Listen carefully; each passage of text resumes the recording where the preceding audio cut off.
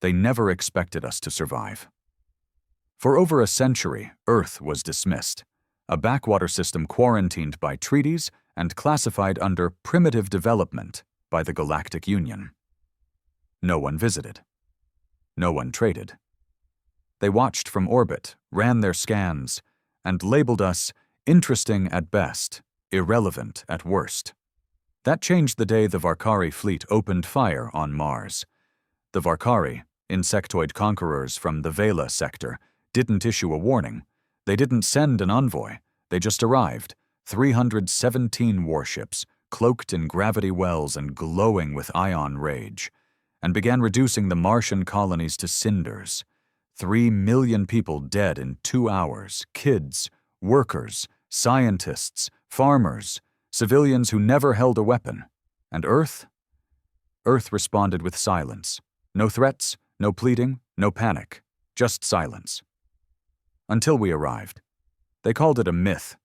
Dreadnought Vengeance, the last relic of Earth's classified Aries protocol. A warship the size of a small moon, built in secret, hidden beneath the lunar surface for decades. It had no crew. It didn't need one. The ship was AI-driven, forged for one purpose: retaliation. The galaxy didn't know Earth had war tech that advanced. They thought we were still fumbling with crude plasma rifles and kinetic shields. They thought wrong. When the Vengeance came out of lunar hibernation and tore through the stars toward Mars, the galaxy watched in silence. Interstellar broadcasts lit up, streaming real-time footage from surveillance probes. Billions of non-human eyes watched one black silhouette move faster than their charts predicted was possible. And then they saw what we saw. Retribution. The Vengeance dropped out of hyperspace without flares, without warning. The Varcari fleet didn't have time to scream. The Vengeance didn't use words. It didn't negotiate. It opened its hell core. A single cannon blast, forged in Earth's deepest bunkers, created a rift in space itself. The explosion didn't just vaporize ships, it erased them. No debris, no signal trails, no survivors, just silence and a growing void where a fleet used to be. 15 seconds. That's all it took. The rest of the galaxy choked on that silence. Entire species froze. Galactic news anchors stumbled. Empires that had mocked Earth in their diplomatic circles suddenly revised their intel files. Humanity wasn't primitive. We were silent predators. Patient, vengeful, unapologetic. I was there. Not on the Vengeance. No human was. But I was on the command bridge of the Retributor, a smaller Earth ship trailing the Vengeance, feeding it tactical analysis and observing its unfiltered judgment. My name's Captain Ronan Hayes, and I watched our planet's final card break the laws of war. I remember gripping the edge of my console as Varcari screams flooded our intercepted frequencies. They begged, pleaded, offered surrender. But the Vengeance didn't understand diplomacy. It understood justice. When it was done, it didn't return to Earth. It hovered, right there, in Martian orbit, cold, silent, waiting. The message was clear: don't touch Earth again. And for the first time, the galaxy listened. But it wasn't over. Not for me. Not for those who knew the truth. Because the Vengeance wasn't just a weapon. It was a warning system, a sign that something worse was coming. A protocol built not just to defend Earth, but to prepare for what our leaders always feared. We were never the only threat. Now the galaxy feared us. But soon, they'd need us. Because Earth's greatest monster hadn't woken up yet. It was still sleeping beneath Antarctica. And when it did, the galaxy wouldn't just fear us. It would need to beg us for mercy. The silence after destruction is the kind that chews on a man's thoughts, like the space between breaths before a scream. We stood on the Retributor's bridge, staring at the void where the Varcari fleet had been. No wreckage, no escape pods, just electromagnetic static swirling like ghosts around Mars' orbit. My crew barely moved. Even the chatter from Earth Command was muted, like they were afraid of waking something worse. I had served 15 years in the Unified Earth Defense Corps, seen insurgencies on Titan, rogue mining factions on Europa, and once, God help me, a psychic event on Ganymede that tore a squad of elite soldiers into pieces with their own shadows. But nothing had prepared me for what I saw that day. Nothing prepared me for vengeance.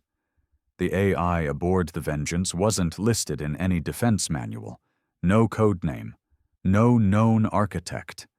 Even our internal records just called it Project Widowmaker, classified beyond top clearance, beyond even the president's desk. It had no emotion, no hesitation, no remorse. And yet, I swear to you, it was angry. After the massacre of the Varcari, the ship did not return to Earth orbit.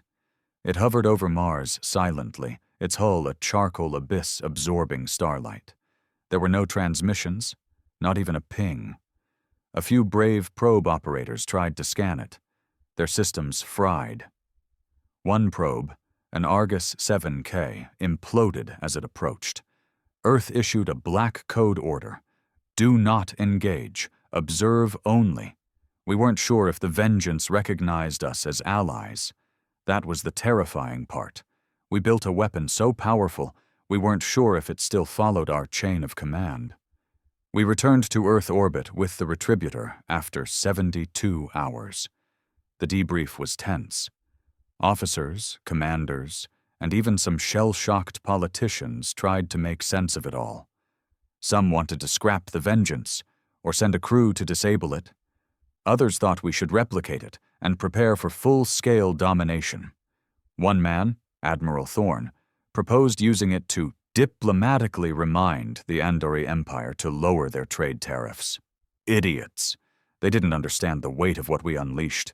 They never saw the Varcari blood-slicked transmission logs. I did. The Varcari weren't invaders. Not at first. According to their pre-attack data, they had intercepted a warning signal, a distress beacon originating from Antarctica, Earth's own frozen underworld, a dormant signal, pulsing for the first time in centuries. The Varcari weren't there to conquer. They were there to contain. That changed everything. I pulled strings, risked my clearance, got access to fragments of the original message decoded from that icy transmission. The language wasn't human. It wasn't even Varcari. It was precursor. The ancient race theorized to have seeded many galaxies before disappearing millions of years ago. Most scientists considered them a myth. Until now. The translation read, "Containment fracture imminent. Sublayer breach approaching. Organism Class X designation, Oblivion Serif, destabilizing. Protocol Aries, standby for resurrection. Phase, human catalyst required." There it was. The reason for the Vengeance. Not just revenge, not defense, preparation. Earth wasn't building to protect itself from outsiders. We were building because we knew something was buried beneath us. Something not of this Earth, but part of it now. I was granted a short meeting with a man who hadn't stepped into the light for a decade. Director Monroe. Head of Earth's Department of Anomalous Defense. The true architects behind Aries Protocol. He met me in a dim chamber beneath Denver Command, where the air felt too heavy for breathing. He didn't waste time with pleasantries. "What do you know, Captain?" I told him. "Everything. The signal, the logs, the whispers in the black." He stared through me like he was seeing a ghost. Then he said something I'll never forget. "You think the Vengeance is Earth's greatest weapon?" he asked. "It's not. It's a lock." "A lock?" I repeated, my blood chilling. "An anchor," he clarified. "Its core reactor is built from the bones of a precursor Titan. It stabilizes the Antarctic vault remotely, keeps the thing below from reaching Phase 2. "And now?" I asked, my voice nearly gone. "Now it's awake." He paused, then showed me a feed. Antarctic Station Alpha 9, a facility built into the bedrock of the southern pole. Its last recorded transmission was only 5 hours old. A man, Commander Ashford, screaming. Behind him, walls were melting, not burning. Melting, like the space between molecules was being rearranged. Then static. "Whatever's down there," Monroe said. "It doesn't want to stay buried anymore, and now it's calling to us." I left that room with more questions than answers. But I knew one thing with bone-deep certainty. The galaxy thought they feared Earth. But they'd only seen our teeth. They hadn't seen what we were hiding behind them. Back on the Retributor, we went dark. No communications, no pings. We burned a stealth course to Antarctica, hugging Earth's magnetic veil. When we landed near Station Alpha 9, it was like stepping into a different world. The ice bled. Not water, not heat melt, but black fluid seeping from fissures in the glacier like oil slicks from a wounded beast. And the wind? It wasn't wind. It whispered names, mine, my crew's, names only we knew, childhood secrets, dead friends, regrets we buried deep. Whatever was beneath that ice wasn't just intelligent. It was intimate. We descended into the facility ruins, twisted steel, dead eyes, soldiers frozen mid-scream, their bodies flash-carbonized into ash statues. The air tasted of metal and memory. My sergeant, Griff, started murmuring to himself, whispering something about his dead daughter. He'd never told anyone about her. Not even me. Then we reached the vault. 10 feet of neutronium alloy, cracked in half like paper. Inside, nothing. Just an impression, like something enormous had slithered out, left claw marks on the floor, and a wall covered in writing, not carved, not painted, just grown into the steel. "I see you, Ronan. You will open the gate." I fell to my knees. Whatever had been down here knew me. Suddenly, the Retributor called in. A galactic transmission had gone out. Not from Earth, from the moon of Keltor Prime, 5 systems away. The Varcari weren't the only ones who intercepted that beacon. Others heard it too. Worse things. And they were coming. Not to destroy us. Not to enslave us. They were coming to free what we buried. Earth wasn't just a battleground anymore. It was the key. And I was the only man left holding the lock. The worst part wasn't the whispering ice, or the claw marks in neutronium walls, or even the message scrawled across the vault that knew my name. Number. The worst part was knowing I wasn't going mad, that it was all real. We left the vault in silence. Griff didn't speak. His eyes were glassy, locked on the floor, lips moving like he was praying, or maybe remembering something too painful. We all heard it, the whisper in our ears that didn't come from the wind. It spoke not in sentences, but in memories, old regrets, guilts we never confessed. It wasn't a voice. It was a presence, ancient, disappointed. We reached the surface, but the Retributor had gone dark. No signal, not even static. I activated my emergency transponder. Nothing. Then a pulse, a ping that didn't match any known signature. It wasn't from orbit. It was below us. Before I could warn the crew, the ice beneath Griff cracked with a sound like thunder. A sharp shriek followed, not mechanical, not animal. It was a sound that ripped into the bones of reality. Griff fell through and I reached for him, but the ice pulled him down like a living thing. I screamed, gone. Just like that. "Captain!" cried Vasquez, our comms officer. "We've got movement. Seismic tremors from under the vault. Something's surfacing." I looked back at the vault. It was glowing now. A dull red light pulsing like a heartbeat. The air turned heavier, like gravity was picking sides. My boots felt bolted to the ground. Then we saw it. Not a creature, not yet, just a limb.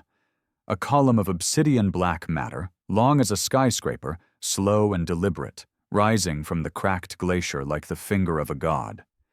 It was segmented, jointed, shimmering with an oily sheen that bent light unnaturally. Around it, the ice hissed and turned to vapor. Then came the voice. Not external, not auditory. Inside us. You are the catalyst. You opened the gate. All must return to the womb. My knees gave out. Vasquez began convulsing. Blood trickled from her nose. It's in my head. Make it stop. Make it stop. I grabbed her shoulders. Look at me. Look at me. She didn't. Her eyes rolled back. And then her skull imploded, like a can crushed by invisible fingers. I don't remember screaming, but I must have. I turned and ran, dragging Corporal Jace with me, the only other one still breathing.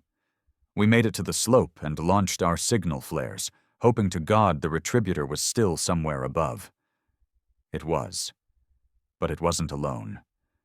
When the clouds parted, we saw the fleet, not Earth's, alien, unmarked, angular, cruel in design, like blades formed from black stars. Dozens of them, maybe more. No known configuration, no registry. These weren't allies. These weren't even enemies.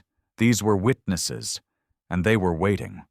Jace and I reached the extraction zone, just as a shuttle from Retributor blasted into view and dropped its ramp. We jumped aboard. Inside, it was chaos. Techs sobbing, medics shouting. No one had answers. Once docked aboard the Retributor, I stormed into the command deck. Why didn't you respond? Commander Ellison turned, pale and sweating.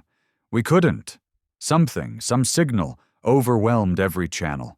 We watched you, saw the vault open. Then we lost contact.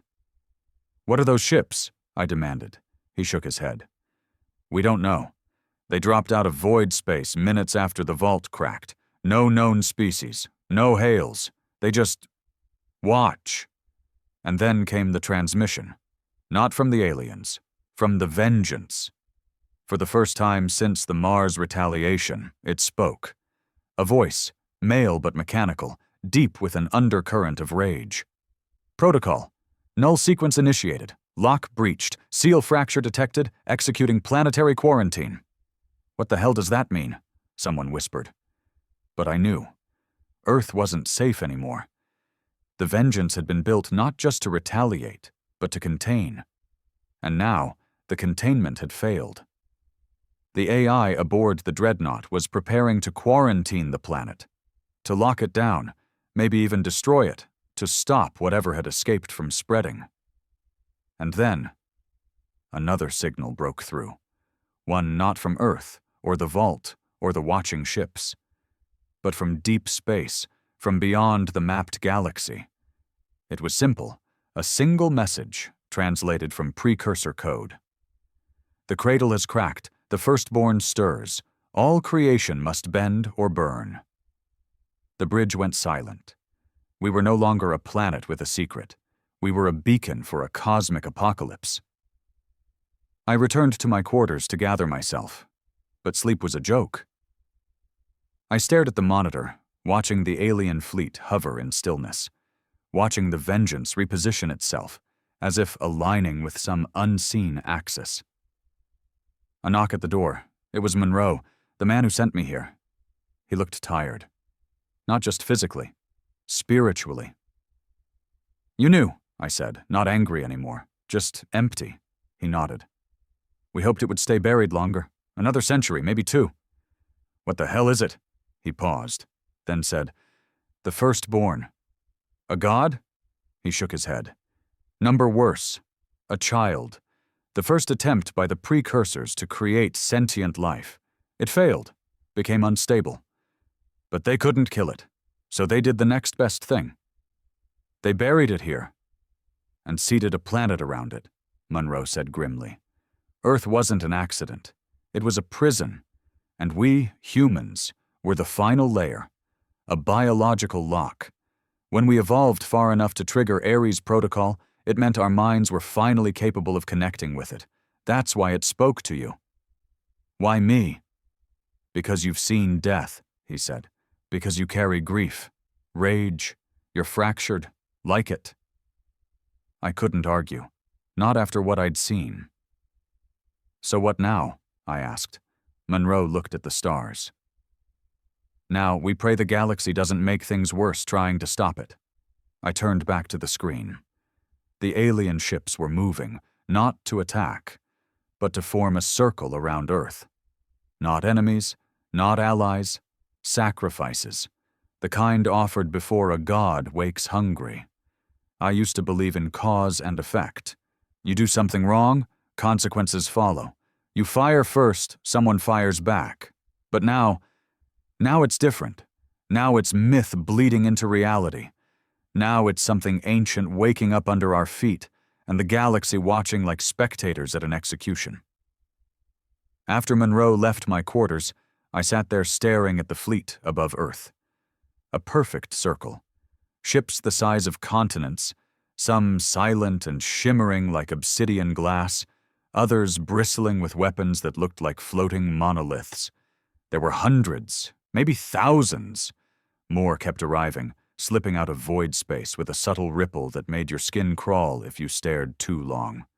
They weren't here to help. They were here to watch it happen. Earth had become a spectacle. Some species, I'd later learn, believed in cosmic balance, that for every race that reached consciousness, there was one race destined to undo creation. They called it the equation of collapse. Every galaxy has a fail point, a species, a mind, a signal, something that breaks the laws of existence, something that wakes the serif. And now, Earth was that point. The Vengeance repositioned itself again, this time into low geosynchronous orbit. It loomed like a predator in the sky, casting shadows large enough to block sunlight in parts of Asia and North America. We couldn't communicate with it. All transmissions were one way. It spoke, and we listened. It issued a planetary warning. All surface-level civilizations must evacuate within 72 hours. Quarantine radius established. Non-compliance will result in sterilization protocol. Sterilization? That word chilled me more than any weapon.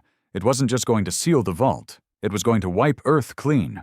My crew, the leaders in Denver Command, even the bastards in orbital politics who thought Earth was still in control, none of them had a plan. Earth's evacuation infrastructure was a joke. We had a few colony transports, enough to pull maybe 10 million people off-world if we used every ship at max capacity for 3 days straight. That left 7 billion behind. A death sentence. Panic hit fast. Riots in megacities, desertions in the military. Religious cults took to the streets, chanting about the Child of Stars and offering blood sacrifices. Cities flickered into anarchy. I watched it all from the Retributor's bridge, helpless. Then came a new signal. Not from Vengeance, not from Earth, from the thing beneath it. No words this time, just an image. Broadcast across all known frequencies simultaneously. No encryption, no pattern. A spiral of black fire consuming a child's face, smiling. The stars behind it wept blood.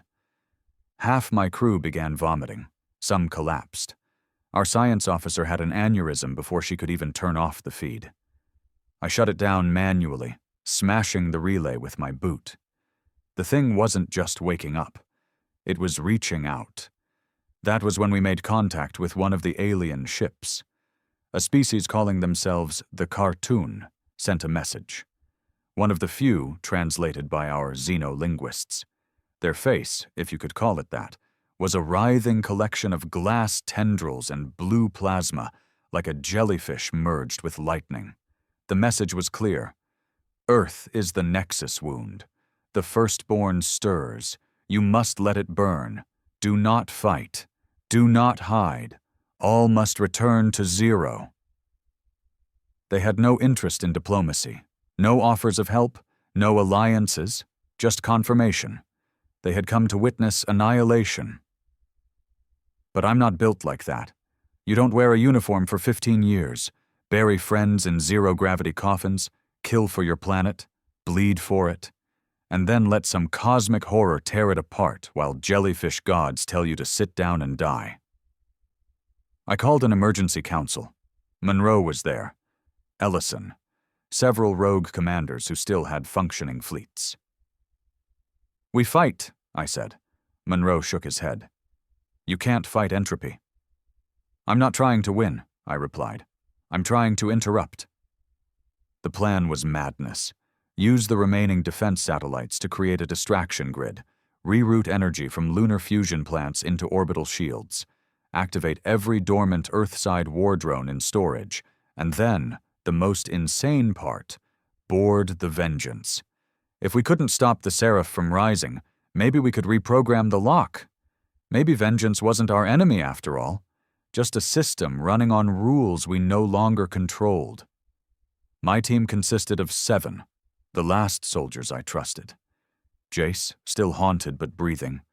2 techs from Black Ops who knew how to talk to pre-AI neural cores. A weapons engineer from Europa. Monroe, who insisted on coming despite his age. And me. We launched in silence. The Vengeance didn't fire on us. That scared me more than if it had. Its hangar bay was open like it expected us. Inside, the ship was a cathedral of metal and shadow. Gigantic halls stretched into darkness, walls pulsing faintly with red veins of energy.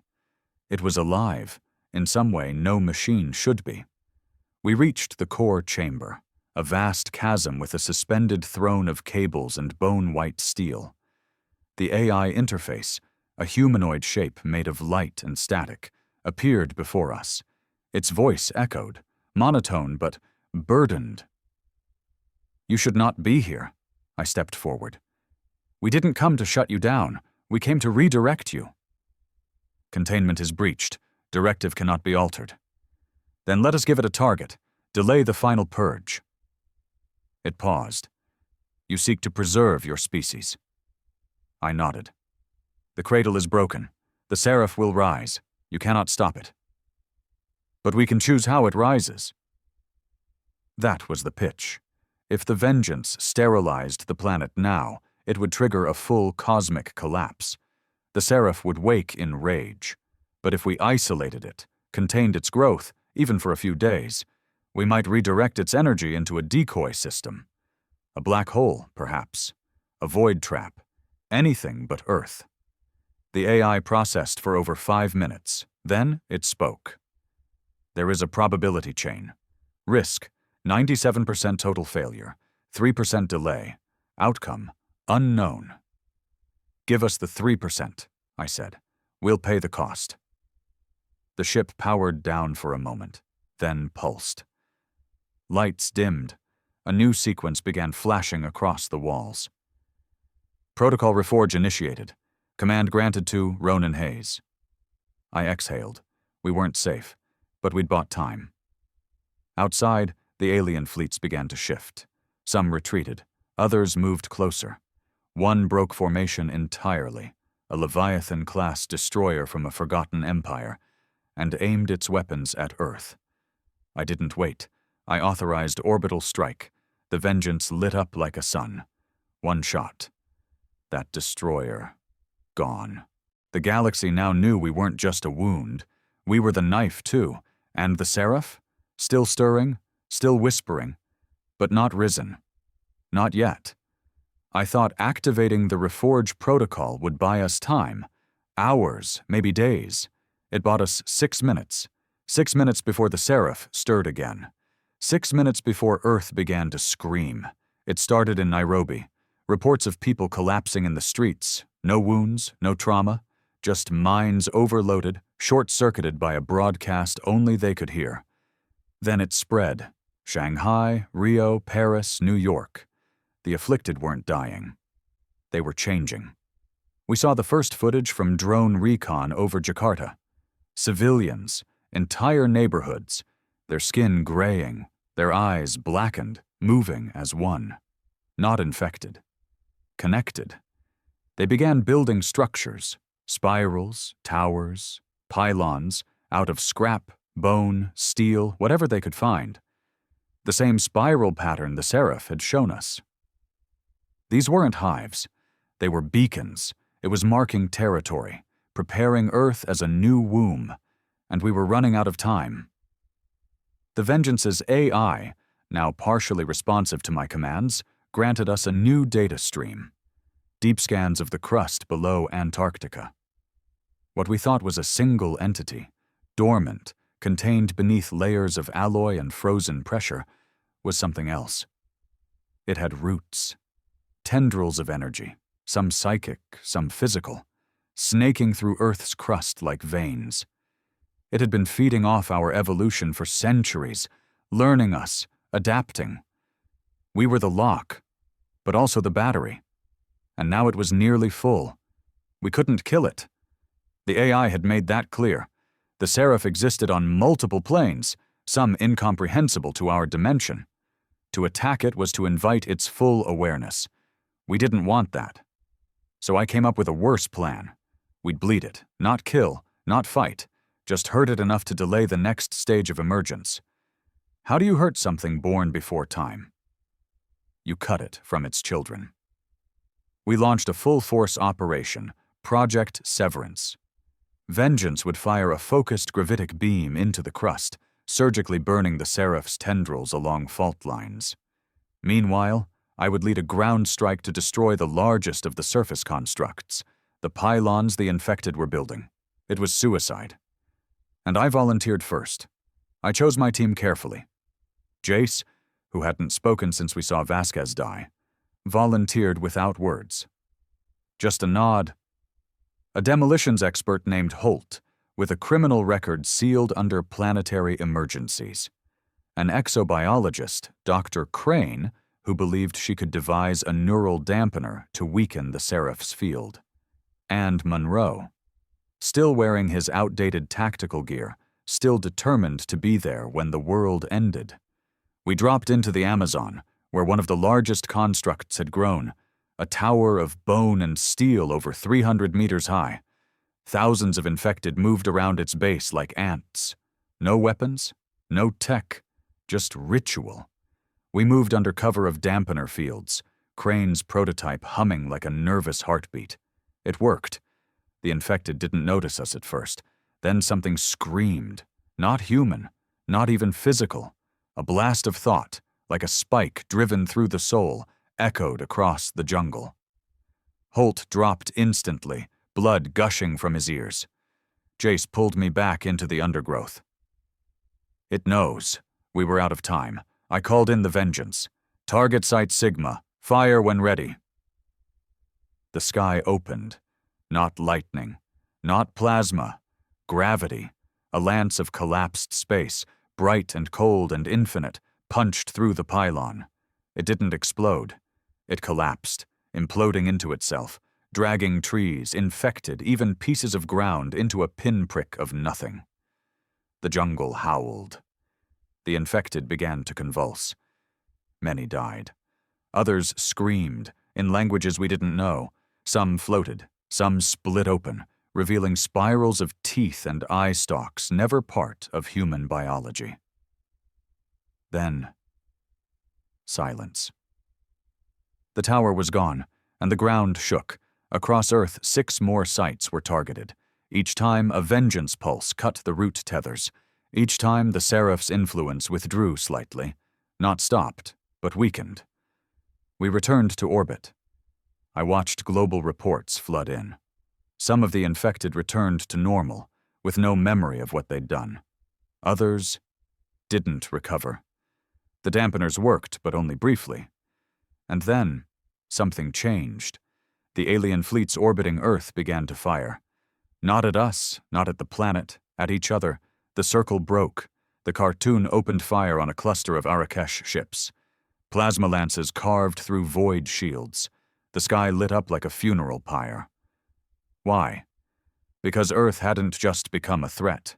It had become a weapon. Some wanted it destroyed to end the serif. Others wanted to harness it, and still others wanted to worship it. The galaxy fractured into cults and coalitions overnight. Messages poured in, warnings, threats, pleas for alliances. A dozen races offered Earth protection in exchange for access to the serif. They saw a god in our dirt. But I saw something else. A mirror. We hadn't evolved despite the serif. We had evolved because of it, our aggression, our imagination, our chaos. It wasn't just random, it was by design. The serif hadn't just been locked beneath our world, it had shaped us, whispered to our ancestors, molded our warlike brilliance. We were its greatest achievement, and its final key. That's when Monroe made his last confession. The serif, it can't rise without a vessel. I stared at him. What kind of vessel? He looked at me, tired. A broken one, a man touched by war, scarred, capable of death without regret. The kind of man who could lead 7 billion minds into unison, who could open the gate from the inside. He was talking about me. My stomach turned. The messages, the whispers, the vault knowing my name. It hadn't been random, it had been recruitment. And I was saying yes without knowing it. But not yet. I walked into the Vengeance's core again, faced the AI. Can we end it? But you can choose how it begins. I nodded. If I go under, into the vault, can I hold it? The AI processed. You may delay it, but you will not return. I closed my eyes. Thought about Earth. The people, the history, the failure, the brilliance, and I whispered, then prepare the descent. The Vengeance did not have an elevator. It had a chamber, something ancient, cylindrical, lined with a smooth obsidian alloy that pulsed with red veins, like arteries beneath skin. The AI called it the descent tube. No stairs, no rails, no lights, just gravity suspended in a field that took you down, not through steel or earth, but through memory. I stood at its edge, fully suited, heart slowing unnaturally. The AI was manipulating my vitals to align them with the serif's frequency signature. I could feel it in my chest, like my soul was being tuned, gently twisted, reshaped to fit a keyhole no human had ever seen. Monroe didn't come with me. He just stood there, saluting as I stepped into the chamber. Then I dropped. Not fell, dropped, like a stone sliding through oil. There was no sensation of movement. Only the sound of breathing, not mine, but someone else's. Heavy, hollow, like lungs that hadn't moved in 1,000 years were sucking in their first breath. And then the world shifted, not just in space, but in reality. I landed softly, knees flexing as my boots touched ground that wasn't ground. Smooth, shifting, almost organic. The cavern was enormous, larger than any underground chamber Earth should have been able to contain. The walls pulsed gently, breathing, alive with strange geometry that bent perspective. Spiral symbols repeated endlessly. Everything whispered. My name, Ronan, chosen, breaker of locks. I moved forward. Ahead of me stood the vault's true form, not the steel doors above, not the cryo-locks we'd blasted open. This was a temple, floating platforms suspended in impossible angles, organic pylons rising from darkness, and at the center, the serif. Not a creature, not even a god, a concept. But it wore a shape, because I needed it to. It stood tall, humanoid in outline, made of glass and shadow and twisting tendrils of light. Its face was a mirror, and in that mirror, I saw myself. All of me. Past, present. The man who killed for orders, the man who lied for peace, the man who sacrificed friends, the man who became a tool. The serif spoke without voice. You are fractured. Perfect. The wound becomes the gate. I raised my rifle, not because I thought it would work, but because I had to. It didn't react. Instead, it opened its arms, not to embrace, to connect. Suddenly, I was somewhere else, inside my own memories, watching my first kill, the insurgent on Titan. I had begged the man to surrender. He had. I still pulled the trigger. My mind justified it. My soul didn't. Next, Vasquez, her skull crushing. Then Griff. Then Holt. Then every order I'd ever given that led to death. They weren't punishments. They were instructions. Each death a code. each regret a sequence. And now the serif was stringing them together, using my pain to unlock the final seal. You are the key. Turn and become. I dropped to my knees. It wasn't hurting me. It didn't need to. It was inviting me. I saw Earth from orbit. Billions of lives. Some praying, some screaming, some simply watching the skies. I saw the alien fleets in chaos. I saw Monroe with his head bowed in sorrow. I saw the Vengeance, its AI silent, waiting. I saw myself, a reflection standing, eyes black, the serif's tendrils threading through my chest. And then I said no. Not in words. In action. I reached into my suit, pulled out the neural disruptor chip Crane had developed before she died. A failsafe. One designed to collapse thought patterns. Mine. I jammed it into my neck. Pain exploded. I felt my mind unraveling, separating like melting wax. The serif screamed, not aloud, but through my entire nervous system. You would deny unity? You would throw away purpose? Yes, I gasped, because we're not yours. You were born of me. Maybe, I said, but we learned to bleed on our own. I fell backward, light exploded. Then, darkness. I woke in the medical bay of the Vengeance, alive, barely. Jace was there, his hand on my shoulder. The AI had extracted me moments before the disruptor could cause brain death. How long? I croaked. 6 hours, he said. You stopped the sequence. Not for good, I replied. Just paused it. Jace looked away. There's more. I sat up slowly. The serif left a message, one only you can hear. I nodded. Of course it did. I stood, despite the pain, and followed him to the main command deck. The message played. It wasn't in words, it was a heartbeat, matching mine. Slower now, but steady. Waiting. The serif wasn't dead. It wasn't even angry. It was patient. It had learned. And now it would wait for another key. Another Ronin. Unless we ended Earth first. I stared out the viewport. The galaxy still watched, still waiting, and I said, let's give them something to remember. The serif was silent, but its echo was everywhere. Since my return from the vault, nothing felt real anymore. My memories blurred with things I'd never seen. My thoughts had shadows, as if part of me still stood beneath Antarctica, still tethered to that ancient mind beneath the crust. The neural disruptor had worked. It severed the link, not just for me, but for Earth. For now. The pylons crumbled. The infected died or woke, hollow-eyed and broken. But the serif hadn't resisted. It hadn't retaliated. That terrified me most. On board the Vengeance, I stood before the AI's interface again. It no longer mirrored my shape. Now it hovered, faceless, drifting like a judge above the void. Containment reestablished. Probability of recurrence, 94%. So we'd bought time, not victory.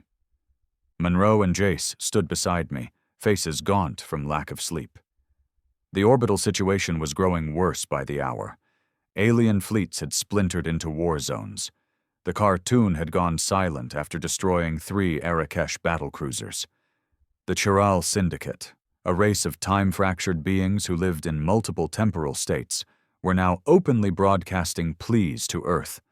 Allow us access to the serif, and we'll share immortality. Others simply threatened us. A dozen alliances formed and broke in orbit as galactic species debated whether to contain Earth or burn it. We had no more leverage except the Vengeance. A weapon so feared, the galaxy hesitated. A monster guarding a deeper monster. That was the idea Jace proposed next. What if we flip the board? He said, eyes bloodshot. I frowned. Meaning? Stop playing defense. Make them stop watching. Make them afraid again.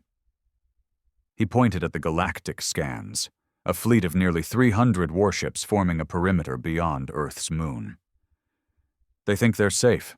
They think they have us caged. Monroe stepped forward. What are you suggesting? Fire the vengeance, Jace said. Not at them, not at Earth, but near them. Show them what real power is again. I hesitated. Every cell in my body told me this was dangerous. The last time the vengeance fired at full capacity, it had erased the Varcari fleet from existence. No wreckage, no aftermath, just a void. But that was the point. Fear was our last weapon. I gave the order. Target the emptiest quadrant behind their formation, full power, widespread. The AI paused. Confirmed. Firing in 90 seconds. The lights across the vengeance dimmed. Its core awakened, a molten heart of chained quantum singularities twisting like serpents in a glass coffin. External panels split open like wings unfolding. The ship turned slowly, deliberately. Across the galaxy, the feed went live. Every species watched. And then, it fired. There is no language for the noise it made, not sound, but impact. The fabric of space screamed. The blast did not shine, but devoured. A perfect line of deletion swept across the void, not touching a single ship, but close enough to send every sensor into panic. A moment later, every alien ship in that quadrant moved. Some retreated. Some opened fire on each other in confusion. One exploded, either from fear or sabotage. The message was clear. Earth still held the leash, but not for long. Now what? Monroe asked. I didn't answer, because that was when we received the second message. Not from the serif, not from the AI, from deep space. A region past Andromeda, a place uncharted. A signal encoded in precursor script, carried on neutrino particles so old they predated star formation. The message was short. The womb is fractured. The other stirs. I read it 5 times. The AI translated the context. A second emergence, not serif. Opposition archetype. Estimated impact in 74 hours. Another being, not like the serif. Worse. Or maybe its rival. Crane had spoken of it once, in whispers between injections of sleep suppressants. She believed the precursors didn't bury one monster. They buried 2. Opposites, checks and balances. If the serif was creation through chaos, the other was annihilation through order. And now it was waking. Because Earth had sent out the signal. Because I had turned the key. What do we do? Jace asked. I turned to him, slowly. And for the first time since this began, I smiled. We bring them here. Monroe paled. You're mad. No, I said. I'm done playing God. Let them meet. Let them finish what the precursors started. We're just the battlefield. We'll die, Monroe said. Yes, I nodded. But so will they. Because that was the truth. Earth wasn't a cage anymore. It was a throne. And soon, it would have 2 kings. The sky changed. You don't know what that means until you see it happen. Not just a change in weather or color, but a fundamental reordering of light, space, gravity. A crack in the heavens that bent reality like fabric under strain. I stood on the Vengeance's forward observation deck as the rift tore open near Jupiter's orbit, a black line etched across the stars, pulsing with a lightless energy that swallowed nearby signals whole. The other had arrived. It didn't come in a ship. It didn't descend in glory or horror. It just was, a presence so vast, so clean, it erased your thoughts when you looked at it. The AI's systems shuddered. Sensors stopped feeding back usable data. Even the alien fleets orbiting Earth went silent. Some powered down entirely. Ships drifting with no lights, no movement. Everyone understood. The game was over. The players had taken the field. Earth had become the altar. The serif stirred again, no longer hiding beneath Antarctica. Its tendrils flared through the crust, lifting whole chunks of land into the sky, warping magnetics, melting polar ice into floating rings of superheated vapor. Cities collapsed into themselves. The planet cracked at the seams, glowing red along fault lines that hadn't moved in 1,000 years. The serif wasn't rising alone. It was answering a summons. And the other had called. Jace, pale and trembling, stared at the screen. This is extinction. No, I said softly. This is resolution. We'd tried everything. Weapons, diplomacy, containment. Now Earth would serve its final purpose, to host the war of gods. The Vengeance remained operational, but its power core was reaching stress limits. It had held Earth together this long, stabilizing gravity, deflecting black hole pressure. But it wouldn't survive what came next. Neither would we. I turned to Monroe. Evacuation? He shook his head. 12 ships made it out. Maybe 3 million souls. The rest... He didn't have to finish. I knew. Still, something strange pulsed in my chest. Not fear. Calm. I looked at Earth, at what remained. Fires, yes. Collapse, yes. But also... life. People huddled together under broken skies, singing, praying, holding each other. Not screaming anymore. Maybe they understood. Maybe they were ready to become more than survivors. The serif emerged in full as the crust tore like paper.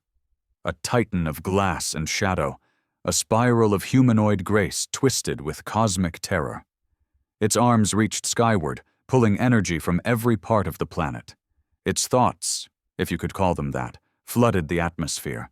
Not words, not threats, invitation, come, witness, join.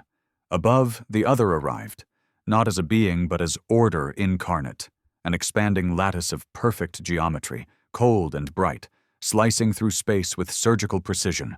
It bore no face, no intent, only silence, a silence so deep it cracked windows and eardrums. When they collided, it wasn't an explosion, it was a reset. A field of force and anti-force, chaos and order, spiral and structure. Two opposite natures occupying the same space, folding and unfolding the laws of existence in real time. The Vengeance groaned. Power drained. The AI reported system failures in 4 languages at once.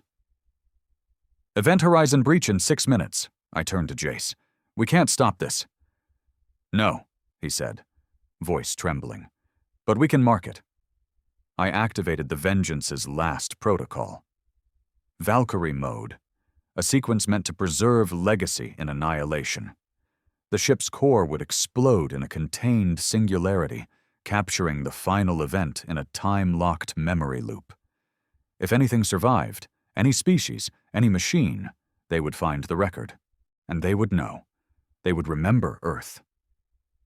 Jace stood beside me, arm locked with mine. Monroe joined, saluting one last time. The AI's voice grew dim. Do you wish to record your final words? I hesitated, then spoke. Let them know we didn't die afraid. The core charged. Outside, the serif screamed in light. The other surged forward in cold symmetry. And Earth cracked. A beam of spiraling entropy met a spear of lattice fire. The sky turned black. And then, they say there is a place beyond stars, where sound becomes memory and light becomes thought. In that place, a spark remains. It holds the echo of a man. His name is Ronan Hayes. Soldier, sinner, savior. The galaxies that came after would debate what Earth was. A battlefield, a prison, a cradle. But none would forget the fear. None would forget the light. And in the void between worlds, the serif waits, the other sleeps, and somewhere far beyond time, a whisper lingers. When Earth's battleship showed up, the galaxy finally understood fear. 3,000 years later, the galaxy is quiet. No wars, no empires, no fleets in orbit, just silence. the kind that follows a scream too loud to forget. They call it the Ash Era. Not because Earth burned, no, Earth was never confirmed destroyed, but because everything changed the day the sky opened and something crawled out. The precursors of the Ash Era, a species known only as the Oranti, discovered the wreckage. Not of Earth, that was still missing, but of the ships that watched it die. Tens of thousands of hulls, adrift in a debris belt wider than most systems. Wreckage from every race, Khartoon, Arakesh, Valorian, human, and at the center of it all, a single black box, intact, indestructible, glowing with a soft pulse of red light. It took centuries to decode it. The Oranti tried everything, psychic interfaces, quantum relays, dream linkers. Nothing opened it, until a human descendant was born in their care. Her name was Lyra, and though her blood was watered down by generations of hybrid ancestry, her mind remembered something ancient. A fire, a scream, a heartbeat.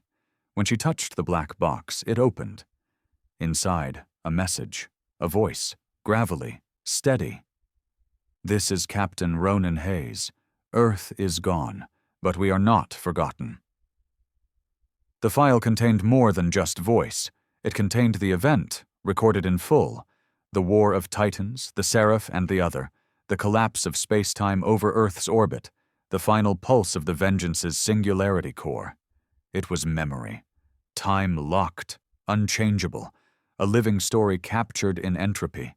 Lyra spent years inside that loop, living it, breathing it, becoming Ronan in her dreams. She didn't understand how or why, but the memories stuck. The choices, the fear, the sacrifice. The galaxy watched, too. The Oranti streamed the archive into deep space broadcasts. Billions tuned in, fascinated and horrified. For the first time in 3,000 years, the galaxy remembered Earth. And it wept. Some races blamed themselves. Others rewrote their scriptures. Some built shrines from the fragments of the Varcari or Arakesh war machines.